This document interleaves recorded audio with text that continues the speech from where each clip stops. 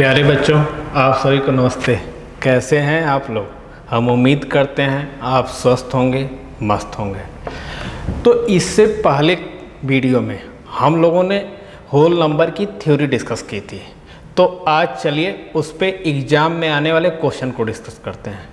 तो चलिए class start करते हैं। अब आप लोग मेरी बात बहुत ध्यान से समझिएगा। आपके सामने क्वेश्चन नंबर 1 है, करा प्रत्येक अभाज्य संख्या का एक गुणनखंड होता है। अब अभाज्य संख्या प्राइम नंबर क्या होती है? तो हमने आपको बता रखा है कि ऐसे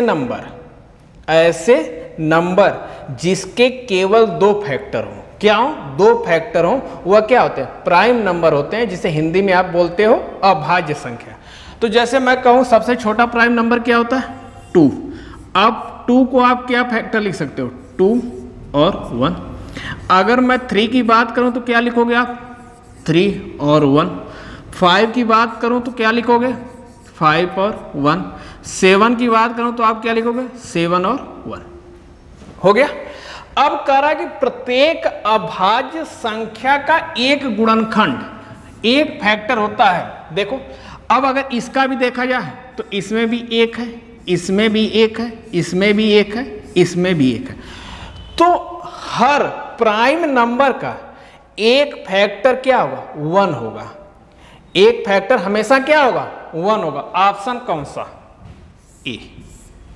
बातें क्लियर है? आगे चलते हैं। अगला क्वेश्चन देखिए, करा निम्नलिखित में से कौन सी संख्या अभाज्य है, प्राइम नंबर है? तो अगर मैं कहूं नहीं, प्राइम नंबर नहीं है, अभाज्य नहीं है। देखो 31 की बात किया जाए तो ये भी प्राइम नंबर है, 41 की बात किया जाए तो ये भी प्राइम नंबर है, 61 की बात किया जाए तो ये भी प्राइम नंबर, ये भी क्या है? अभाज्य। लेकिन एक नंबर आपके सामने 51, अगर 51 का फैक्टर आप करेंगे तो आप 1 लिखेंगे, 3 लिखेंगे, 17 लिखेंगे और 51 लिखेंगे। क्या लिखेंगे? 51। हो गया। अब देखिए ये क्या है? कंपोजिट नंबर है, प्राइम नंबर नहीं है, अभाज्य संख्या नहीं है, क्योंकि इसके फैक्टर मोर देन 2 होते हैं। क्या? मोर देन 2 है। बातें क्लियर है ना? तो इसमें करा कौन अभाज्य नहीं है? तो 51 एक संख्या जो अभाज्य नहीं है। अगला क्वेश्चन देखिए, करा 40 और 50 के बीच में कितनी अभाज्य संख्याएं हैं? करा 40 और 50 के बीच में कितने प्राइम नंबर हैं? तो देखो 40 के बाद क्या आता है? 41 प्राइम नंबर होता है, 43 प्राइम नंबर होता है और 47। यही 3 नंबर है जो 40 और 50 के बीच में आते हैं। बातें क्लियर है ना? तो ऑप्शन कौन सा? ए। आगे चलें। अगला क्वेश्चन देखिए, करा 2 अंकों की संख्या 9a, एक अभाज्य संख्या a का मान ज्ञात करें। करा ये 9a जो है ना, ये प्राइम नंबर है, तो हमसे इस a की वैल्यू पूछ रखा है, हमसे a की वैल्यू पूछ रखा है।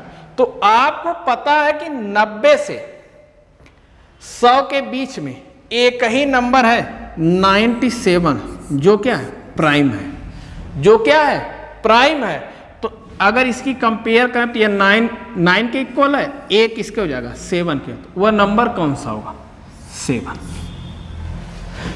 तो नंबर क्या हो जाएगा? 97। 97 क्या होता है? प्राइम नंबर होता है। बातें क्लियर है? आगे चलते हैं। अगला क्वेश्चन देखिए, करा 2 क्रमागत प्राकृतिक संख्याएं हमेशा होती हैं। करा 2 कंसेक्यूटिव नंबर हमेशा होते हैं। अब क्या ऑप्शन दे रहा है? को प्राइम, सभाज्य संख्याएं, प्राइम नंबर, भाज्य संख्याएं, ऑड नंबर, विषम संख्याएं, इवन नंबर, सम संख्या। अब देखना, जैसे मैं कहूँ मान लो ये 3 है, 4 है, या मैं कहूँ ये 5 है, 6 है, 10 है और 11 है। तो आप देखिए अगर 3 का फैक्टर आप करेंगे तो क्या लिखेंगे? 1 और 3। अगर 4 का फैक्टर करेंगे तो आप क्या लिखेंगे? 1, 2 और 4। यहाँ पे 5 का फैक्टर करेंगे तो आप क्या लिखेंगे? 1 और 5। और 6 का फैक्टर क्या करेंगे तो क्या लिखेंगे? 1, 2, 3, 6। यहाँ पे अगर आप 10 का फैक्टर करेंगे तो क्या लिखेंगे 1 2 5 10। अगर आप 11 का फैक्टर करेंगे तो क्या लिखेंगे 1 और 11। अगर इन नंबर को अगर आप ऑब्जर्व कर पा रहे हो तो ध्यान से देखिए, इन नंबर में केवल एक ही नंबर है जो कॉमन आ रहा है दोनों में 1। यहां भी देखिए 1 और यहां भी देखिए 1 आ रहा है। तो हमने बता रखा कि अगर किसी दो नंबर में अगर उनके कॉमन फैक्टर केवल 1 आए तो वह आपस में क्या आते हैं को प्राइम होते हैं। आपस में क्या आते हैं को प्राइम, सहअभाज्य होते हैं। क्या होते हैं सहअभाज्य होते हैं। अब देखिए तो ये जो कोई भी कॉन्जिक्यूटिव नंबर हमेशा क्या होता है सहअभाज्य होता है, को प्राइम होता है। ऑप्शन कौन सा ए। बातें क्लियर है, आगे चलते हैं। अगला क्वेश्चन करा दिए गए इगुमों में से कौन सा सहअभाज्य इगुम, थोड़ा सा मिस्टेक हो गया, युग्म है। मतलब करा ये नंबर, ये पेयर ऑफ नंबर दे रखा है, यहाँ पे 9 और 63 है, ये 36 और 25 है, 21 42 है, ये 12 और 21। करा इसमें जो नंबर ऑफ पेयर दे रखे हुए हैं, अब इसमें से कौन सा पेयर को प्राइम है, सहअभाज्य है। देखो अगर इसका देखा जाए तो 9 का आप फैक्टर करोगे तो क्या लिखोगे 1 3 और 9। 63 का फैक्टर करोगे तो आप क्या लिखोगे 1 3 7 9 और क्या लिखोगे 21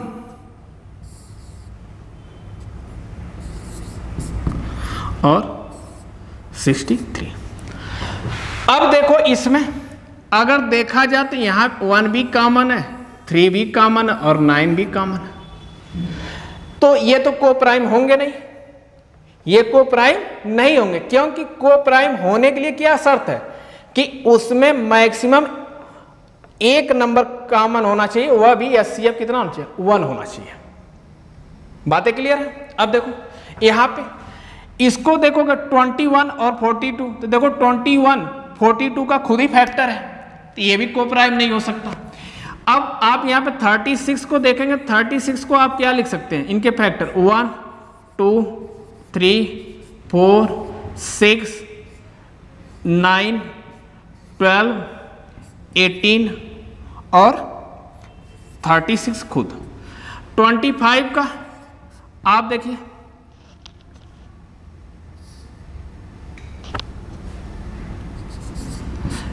25 का क्या लिखेंगे 1 5 और 25 हो गया।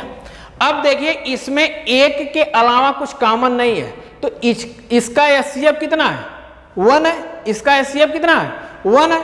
तो को प्राइम होने के लिए क्या चाहिए, को प्राइम होने की एक ही शर्त है ना कि वो नंबर आपस में जो भी नंबर दे रखे हो उनका एचसीएफ कितना होना चाहिए 1 होना चाहिए। तो ऑप्शन कौन सा सी। बातें क्लियर है। डी भी नहीं है क्योंकि इसमें देखो 1 के अलावा 3 भी कॉमन मिलेगा। बातें क्लियर है ना, आगे चलते हैं। अगला क्वेश्चन करा निम्नलिखित में से संख्याओं का कौन सा युग्म अपेक्षाकृत अभाज्य है।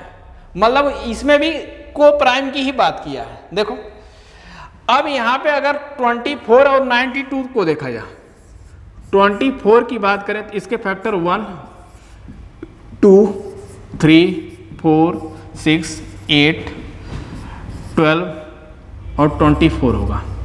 92 की बात करो तो इसके फैक्टर 1 2 3 तो नहीं होगा, 4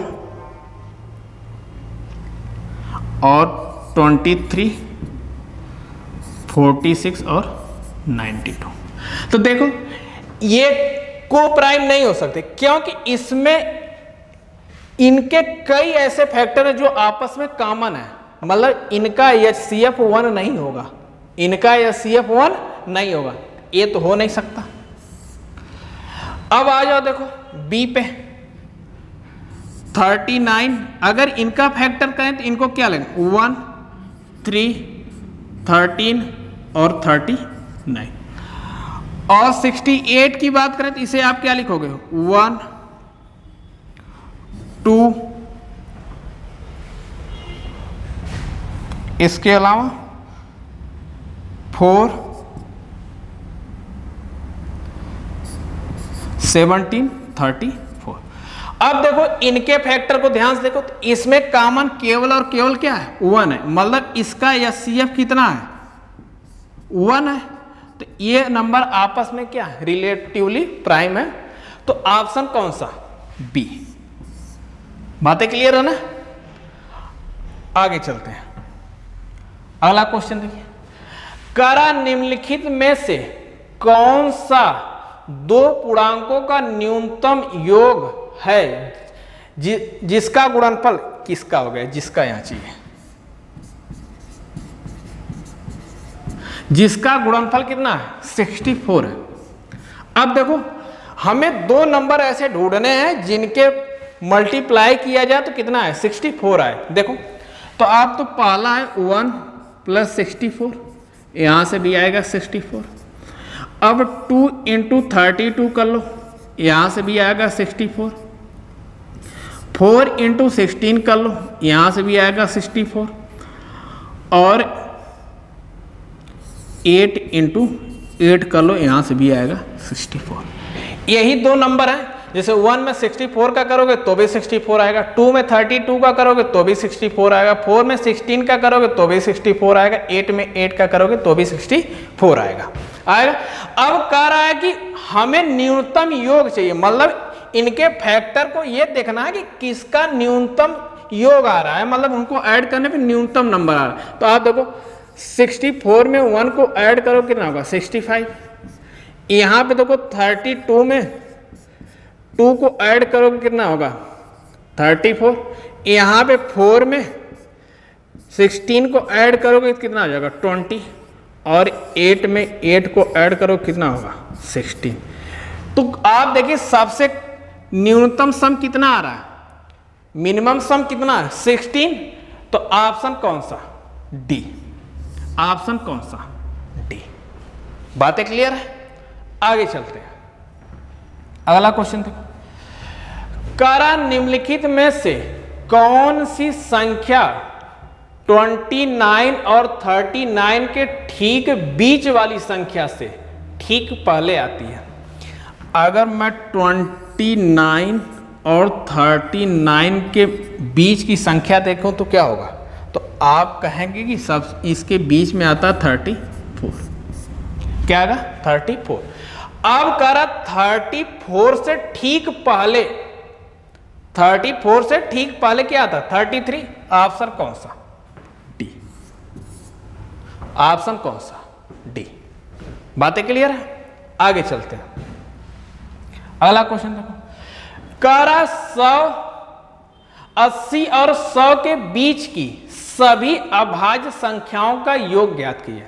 तो 80 से 100 तक की अभाज्य संख्या कौन कौन सी है, तो आप कहोगे 83 है, 89 है और 97 है, यही है।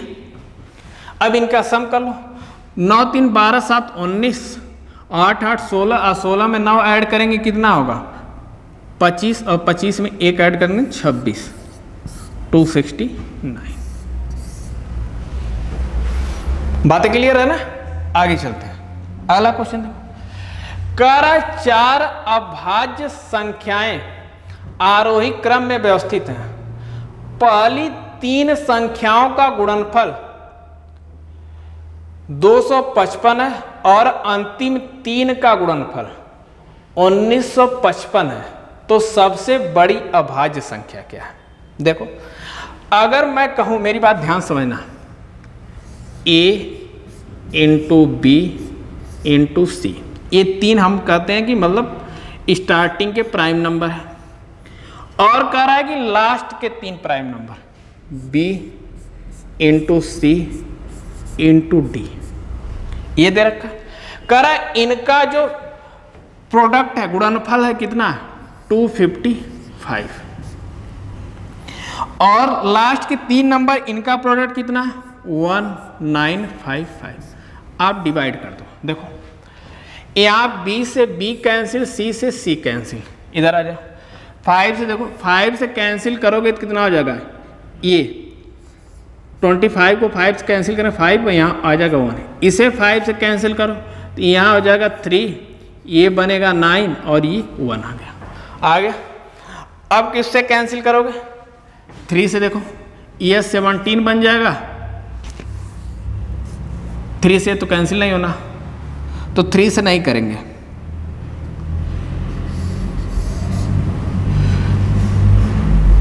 ये हो जाएगा 51 था ना। अब देखो किससे, 7 से, हाँ देखो 7 से नहीं 17 से, 7 से नहीं 17 से कैंसिल करेंगे तो कितना आ जाएगा यहाँ पे 3, और इसे 17 दूना 34, कितना बचा 5 39, 5 51, 17 3 51।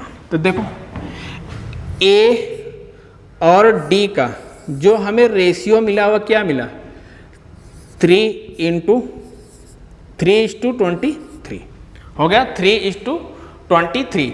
मतलब हमें पता चल गया कि ए हमारा कितना 3 है और डी कितना है 23। हमसे पूछा क्या है, सबसे बड़ी, तो सबसे बड़ा डी था तो डी की वैल्यू कितनी आ गई 23।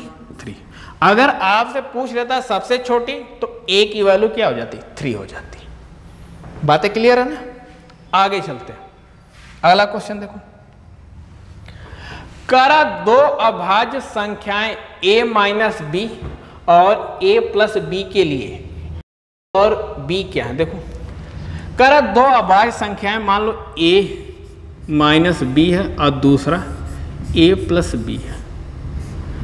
अब अगर हमें प्राइम नंबर मान लो इसे हम कहते हैं ये 3 बन गया, ये मान लेते हैं 5 हो गया।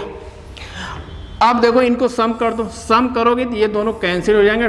2a इक्वल टू कितना आ जाएगा 8, तो a बराबर कितना आ जाएगा, यहाँ से 4 आ जाएगा। a बराबर कितना आ जाएगा 4। अब देखो a माइनस बी बराबर 3 है ना, a की वैल्यू हमें कितनी मिल गई 4, माइनस बी इक्वल टू 3। अब यहाँ से देखो b इक्वल टू कितना हो जाएगा, ये उधर जाएगा तो आप लिखोगे 3 माइनस 4, b बराबर कितना हो जाएगा माइनस का 1, माइनस बी, ये दोनों आपस में कैंसिल, b इक्वल टू 1। अब कह रहा है कि हमें पता चल गया कि a की वैल्यू कितनी है 4 है और b की वैल्यू 1 है। अब कह रहा दोनों को प्राइम है, दोनों कंपोजिट है, दोनों इवन है। तो ना तो दोनों इवन है, ना तो दोनों कंपोजिट है, ना दोनों प्राइम है, दोनों आपस में क्या है को प्राइम है। दोनों आपस में क्या है को प्राइम है। बातें क्लियर है ना। अब चेक कर लो, देखो अगर a का आप फैक्टर करोगे तो 4 का फैक्टर करोगे 1 2 और 4। 1 का फैक्टर करोगे तो आप क्या लिखोगे 1 ही लिखोगे।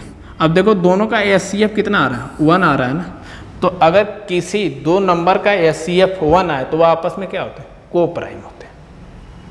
बातें क्लियर है ना, कोई डाउट तो नहीं। आगे चलते हैं, अगला क्वेश्चन देखो। किस प्रकार की संख्याएं सअभाज्य नहीं है, मतलब को प्राइम नहीं है। कह रहा है कि कोई भी दो लगातार सम संख्याएं, देखो अगर कोई लगातार दो सम संख्याएं लोगे तो जैसे मैं कहा 2 है और ये 4 है। अब यहाँ पे देखना 2 का फैक्टर करोगे तो आप क्या लिखोगे 1 लिखोगे 2 लिखोगे। 4 का फैक्टर करोगे तो क्या लिखोगे 1 लिखोगे 2 लिखोगे और 4 लिखोगे।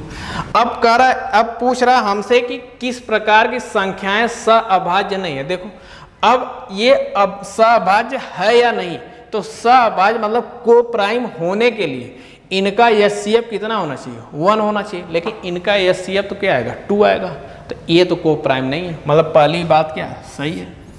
अगर दूसरे की बात करें तो कोई भी दो लगातार विषम संख्या, जैसे आप 3 और 5 लोगे ना तो 3 का फैक्टर 1 और 3 लिखोगे, 5 का 1 और 5 लिखोगे।